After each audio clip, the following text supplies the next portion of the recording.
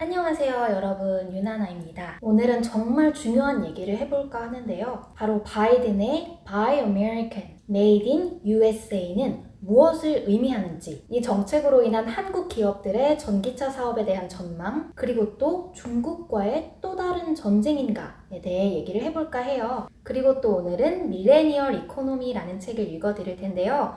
밀레니얼 이코노미가 이전 세대보다 더 많이 가지고 있는 자산은 무엇인가? 라는 부분을 읽어드릴 거예요. 이 책의 내용을 동의하실 수도 있고 안 하실 수도 있지만 저는 참 많은 생각을 하게 됐던 것 같습니다. 요즘 고민이 많은 밀레니얼들에게 도움이 되셨으면 하는 마음으로 제가 마지막에 꼭 읽어드릴게요. 네, 그럼 바이든의 Buy American, 어떤 의미가 있을까요? 첫 번째로 가장 중요한 것은 미국 내 일자리를 창출한다는 것인데요. 바로 두 번째 이유로 넘어가면 중국에게 더 이상 의지하지 않겠다는 겁니다. 오늘은 좀 더 정확한 뉴스를 위해서 번역된 한국 뉴스가 아니라 월스트리트 저널을 한번 함께 보실게요. Shift to electric vehicles spurs bid to make more batteries in US.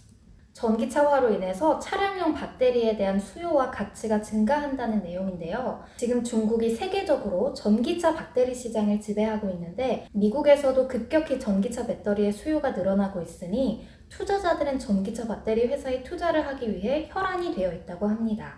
미국의 신라 나노테크놀로지라는 회사가 있는데요. 실리콘밸리에서 배터리 회사를 만드는 신생 기업이라고 해요. 근데 벌써 590밀리언 달러의 투자금을 확보했다고 합니다.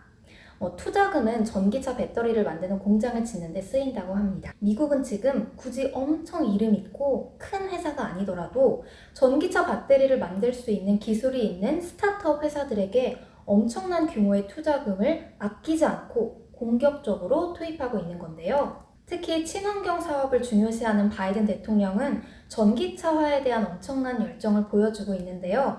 미국 정부기관이 사용하는 차량을 모두 전기차화로 바꾸겠다고 선언했습니다. 정말 엄청난 전략이라고 생각하는데요. 아무리 우리가 전기차를 외쳐도 사실 사람들이 전기차 안 사면 그만이잖아요. 특히 미국에서는 전기차 시장이 한번 실패한 적이 있어요.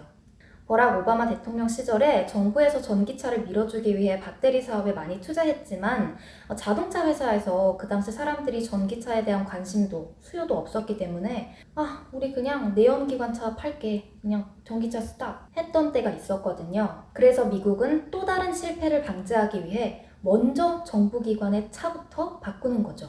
또 미국같이 프리덤을 중시하는 나라에서 무조건 전기차로 바꿔라고 시민들에게는 못할 거 아니에요. 근데 여기저기 경쟁 국가들은 전기차 시장이 활발해지는데 우리도 전기차랑 배터리는 빨리 만들어야겠고, 근데 또 예전처럼 사람들이 안 사가면 돈을 엄청 들여서 투자했는데 낭패일 거 아니에요. 중국도 자기 나라에서 만들어, 한국도 자기 나라에서 만들어. 미국에서 전기차 배터리 사업에 투자한다면 일단은 수출보다 자국에서의 비용 절감을 위한 사업인데 자국민이 전기차를 안 쓰면 어떻게 되겠어요? 그래서 일단 시민들이 전기차를 쓰던 말던 걱정 없게끔 어마어마한 정부기관 소속의 차량부터 전기차로 바꾸는 것이 아닐까가 제 개인적인 소견입니다.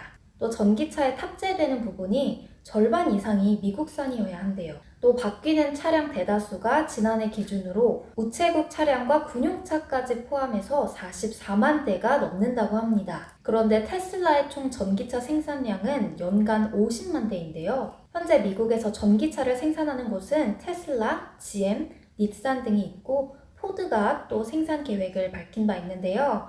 지금 GM이랑 테슬라에서 아주 신이 나서 성명을 내고 있죠. 사실 그동안 내연기관 자동차는 좀 브랜드마다, 회사마다 정확한 레벨이 정해져 있었다면 전기차 시대에는 그게 완전히 리셋되는 시기란 말이죠. 그래서 현대차도 그동안 글로벌 시장에서는 좀 중저가 자동차에 속했지만 전기차 시장을 통해 자동차 시장에서 브랜드 이미지를 탈바꿈할 수 있는 그런 엄청난 기회란 말이었죠. 그렇기 때문에 지금 그 어떤 자동차 회사도 긴장을 풀 수가 있는 시기가 아니에요. Buy American, Made in USA를 외치고 있는데 미국에서는 지금 현대차와 기아차 전기차 생산 시설이 없단 말이죠.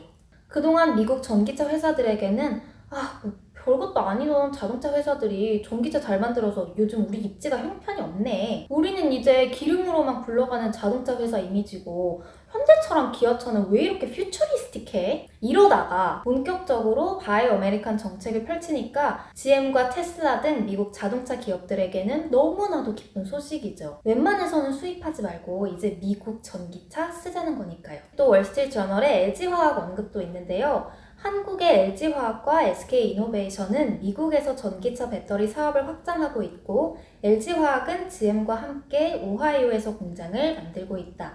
테슬라 또한 사업을 확장하고 있지만 70%의 리튬 배터리는 중국에서 생산하고 있고 미국에서 생산하는 배터리는 2%에 불과하다. 4차 산업의 가장 중요 요소 중 하나인 배터리 사업에서 이렇게 중국에 뒤처진다는 걸 미국은 용납할 수 없었을 거예요. 사실 바이 아메리칸 정책으로 아리송하실 분들 많으실 것 같은데요. 약간 트럼프의 American First 왜 이거랑 비슷한 것 같지? 바이든은 중국한테 규제도 풀어주고 다른 국가들한테 좀 더 친절한 대통령 아니었어? 친바이든 아니었어? 여러분, 내 친할아버지가 아니고서는 다 그 할아버지가 그 할아버지입니다. 바이 어메리카는 그 전보다 더 강력한 미국을 위한 정책을 쓰겠다는 거예요. 트럼프는 그냥 대놓고 그래 너네가 다 만들어라. 그 대신 세금 폭탄은 면치 못할 거야. 우리나라 때문에 너네 나라에 공장도 짓고 사람들이 일자리도 창출되고 그러는데 당연히 이 정도 세금은 내야지. 자, 세금 폭탄이다! 라면 바이든은 정말 자비로운 미소를 지으면서 안녕. 우리는 너네랑 잘 지내고 싶어. 그런데 이제 우리 집 살림은 우리가 할게. 여러분, 언론에서 바이든이 당선되면 트럼프가 당선되면 어떻게 된다 참 많죠. 하지만 이거 하나는 정말 기억하셔야 할 게 그 어떤 대통령이 당선돼도 미국은 철저하게 미국을 위한 정책을 쓸 거예요. 미국은 여러분들이 생각하는 것보다 훨씬 상상을 초월하게 무서운 나라입니다. 미국은 절대 다른 나라가 미국보다 앞서가는 걸 허락하지 않아요. 친중국? 절대 다른 나라를 위해 미국의 이익을 1%도 양보하지 않습니다. 그 어떤 수를 써서라도 패권을 지키려고 노력할 거예요. 특히 중국 무너뜨리기는 계속 될 수밖에 없어요. 자, 여러분, GDP, Gross Domestic Product. 한 나라의 경제 성과를 측정하는 거죠. 우리나라는 GDP가 얼마죠? 1800조죠. 근데 미국은 얼마죠? 2.1경원입니다. 이 경원아! 할 때 경원이 아니고 근데 중국은 얼마일까요? 1.4경원입니다. 지난해 12월 중앙경제공작회의 발표에서도 전 세계 모든 나라의 경제가 마이너스 추락인데 중국만 2% 성장률을 보였고 2021년에는 9% 성장률을 예상하고 있어요. 중국은 지금 전 세계 1위를 목표로 미국을 맹추격하고 있는 거예요. 근데 미국은 여태까지 다른 국가가 미국의 GDP를 50% 넘게 따라잡는 것을 절대 허락하지 않았어요. 미국은 그렇게 친절한 나라가 아닙니다. 그래서 앞으로 전기차뿐만 아니라 다양한 사업에서도 바이 어메리칸 행렬이 이어질 것으로 보이는데요. 미국 주식시장에서도 중국 기업에 대한 퇴출은 계속될 가능성이 정말 커 보입니다. 어제도 MSCI에서 5개의 중국 기업을 글로벌 증시 지수에서 삭제한다고 밝혔죠. 그래서 앞으로 이 바이 어메리칸 정책에 대해 여러 가지 방면으로 고민을 하셔야 할 것 같아요.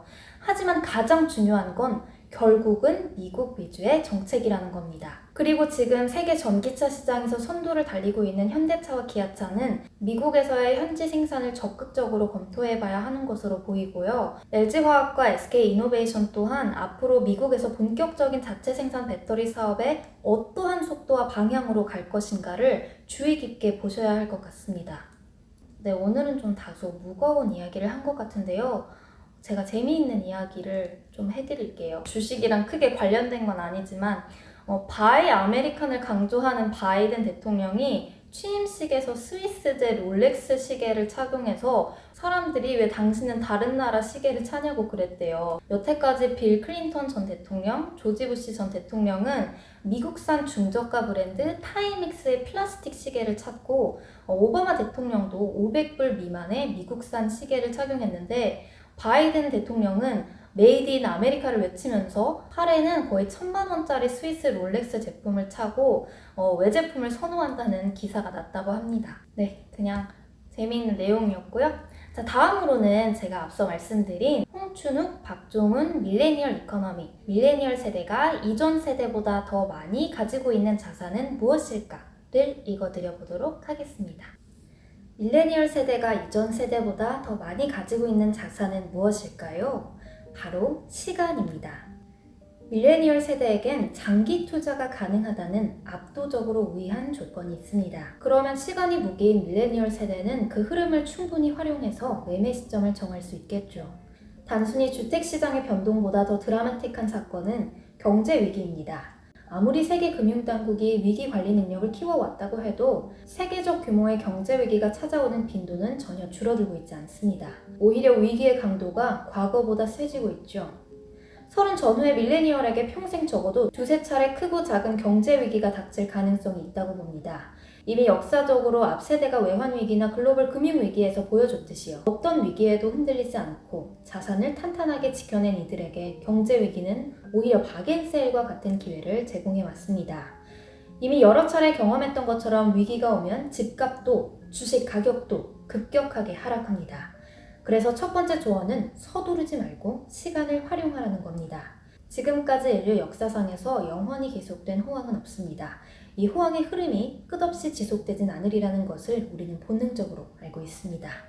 네, 저는 사실 이 부분을 읽고 많은 생각이 들었던 게 사실 우리 밀레니얼들은 20대에는 얼마까지 모아야 해, 30대에는 적어도 집 한 채는 있어야 해, 40대에는 집도 있어야 하고 현금도 어느 정도 있어야 하고 50대에는 그래도 건물 하나쯤은 있어야 하지 않나? 이렇게 몇 살이 되기 전까지는 어느 정도의 자산이 있어야 한다는 강박이 있는 사회를 살고 있잖아요. 그래서 학교를 졸업한 20대 중반이 되면 집이 있어야 된다고 생각하는 다가올 30대가 되기까지 몇 년이 안 남았고 또 경제적으로 완전히 자리 잡고 가정을 꾸려야 한다고 생각하는 40대를 바라보는 30대 분들은 아주 마음이 조급하잖아요. 그래서 항상 뭔가 쫓기는 마음이 들었던 우리 밀레니얼들에게 이 책에서는 우리가 시간이 많대요. 그래서 내가 너무 항상 사회가 정해놓은 타임라인에 맞춰가기 위해 조급한 마음이 들었나?